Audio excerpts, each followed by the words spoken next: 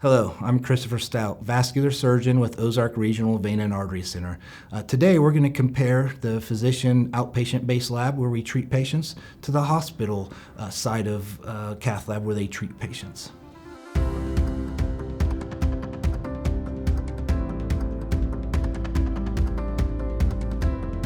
OBL is an outpatient-based lab. We're seeing an increased number of OBLs in addition to an increased number of ASCs because medicine has become very, very expensive. The main difference between the hospital outpatient department cath lab where they do procedures and the OBL in our office where we do procedures is our staffing turnover rate is very low. So we're in charge, the doctors are in charge of the OBL, and the doctors run the OBL from an administrative in addition to personnel standpoint. When we think about the OBL versus a hospital side of things from a cost perspective, the procedures in a hospital are going to cost quite a bit more. We talked about the staffing in a hospital's got to cover that cath lab 24/7, so they've got to pay that staff. So it costs a little bit more to run a hospital outpatient department where they're generally set up more so to do inpatient, more acute procedures, but you also do your outpatient procedures.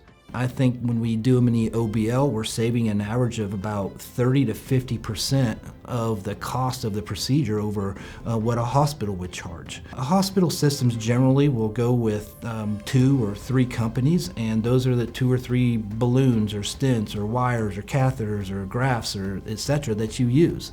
In our office, we're able to work with every company, so we have more devices on our shelves to treat multiple different types of disease pathologies that the hospital doesn't have, because a hospital can only have A or B. And lastly, probably the most important difference is it's more of a family atmosphere. Small town field type medicine, getting back to the way medicine should be, more personal and less business.